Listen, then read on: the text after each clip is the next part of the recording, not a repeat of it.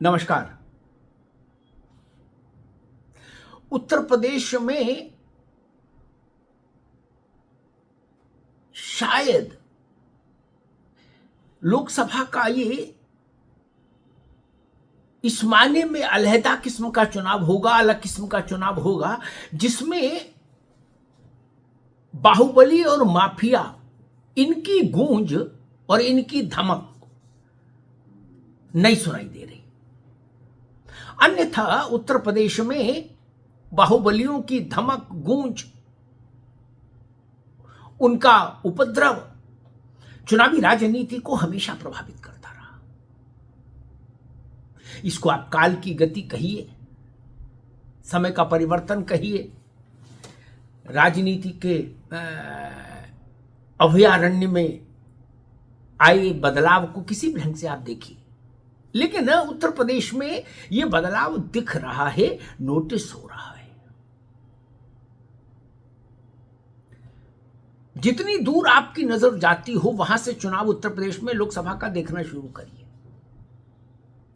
इस चुनाव में न अतीक का नाम गूंज रहा है कहीं, न अशरफ का नाम गूंज रहा है कहीं, मुख्तार अंसारी की दखल भी नहीं है, हरिशंकर तिवारी नहीं है इस चुनाव में, धनंजय सिंह जेल में है, विजय मिश्रा जेल में, डीपी यादव वनवास में, अमरमणि अज्ञातवास में, रमाकांत यादव नेपथ्य में, ब्रजेश सिंह अपने मुकदमों से जूझते हुए। ये जो तमाम नाम मैंने लिए ना एक सांस में, ये वो लोग थे जो दो दो चार चार पांच पांच लोकसभा सीटों को प्रभावित करते थे, खुद भी लड़ते थे, दूसरों चेलों को भी लड़ाते थे, चेलों को जिताने के लिए लगते थे, अपने विरोधियों को हराने के लिए लगते थे। बम और बंदूक की संस्कृति बोलती थी। आज ये सब कुछ तो ईश्वर को प्यारे हो गए, अल्लाह को प्यारे हो गए, कुछ जेल में हैं, कुछ अपना जीवन काट रहे हैं वनवास जैसी स्थिति में, कुछ मुकदमों से जूझ रहे हैं, छापों से जूझ रहे हैं, जान बचे तो लाखों पाए, बलिउक्ति उन पर सार्थक हो रही इस वक्त। यह बड़ा बदलाव है उत्तर प्रदेश में। अन्यथा उत्तर प्रदेश में बम बंदूक की संस्कृति राजनीति को, चुनाव नीति को बहुत गहरे तक प्रभावित करते थे। और स्थिति यह थी कि ये बाहुबली, ये माफिया पहले तो राजनेताओं के पीछे चलते थे, फिर ये खुद राजनेता हो गए और राजनीति को अपनी जेब में रखने लगे थे। ये इतने बड़े हो गए थे उत्तर प्रदेश में, ये ठेकेदार हो गए थे कि इन 5 जिलों का ठेका अतीक के पास, इन 7 जिलों का ठेका मुख्तार के पास रहेगा। इस तरह का एक वायुमंडल बन गया था उत्तर प्रदेश में। कम से कम वो संस्कृति खत्म हुई। कुछ ऊपर गए, कुछ बीमारी से लड़ रहे, घर में पड़े, अस्पताल में पड़े हैं, कुछ जेल में हैं, और कुछ जान बचा के खामोश पड़े हैं। योगी आदित्यनाथ कहा करते हैं कि पहले उत्तर प्रदेश में बमबाजी होती थी, अब बम बम बोले हो रहा है, बम बम भोले हो रहा है, हर हर महादेव हो रहा है। ठीक कह रहे।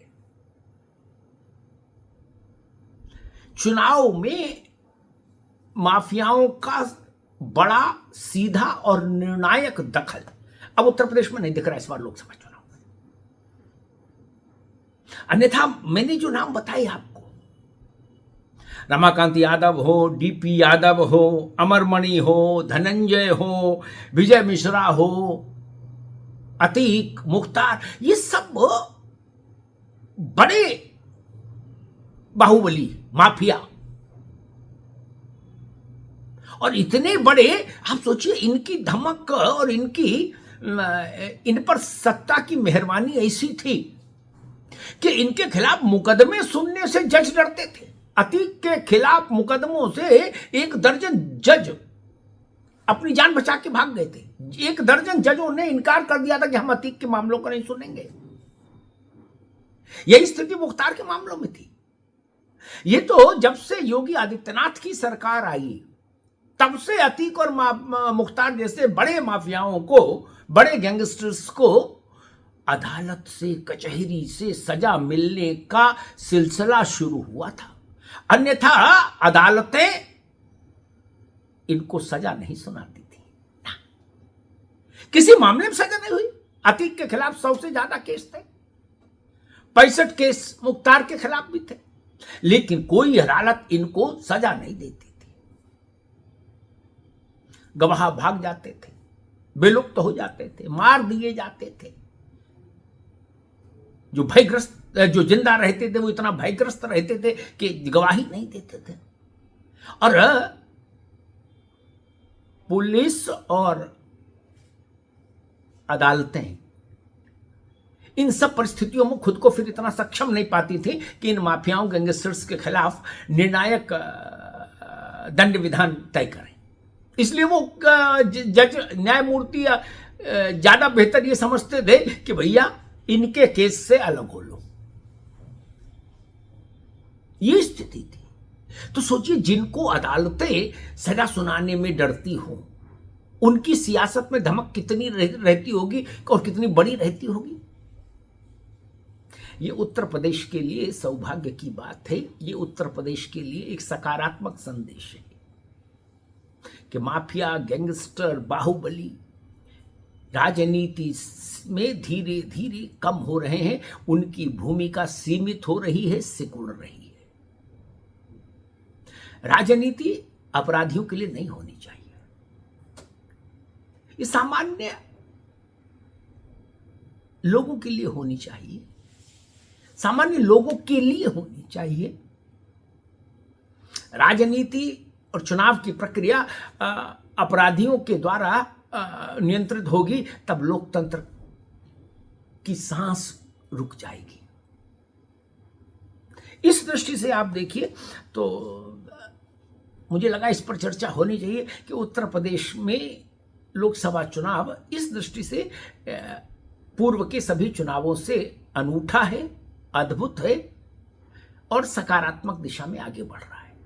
कोई जीते कोई हारे, लेकिन जिनके नाम से इलाके खौफ के साए में रहे दशकों दशक, वो लोग राजनीतिकों और चुनाव की प्रक्रिया को प्रभावित नहीं करें, ये जरूरी है। और उत्तर प्रदेश में इस वक्त वही हो रहा है।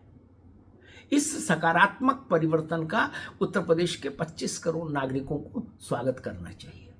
धन्यवाद।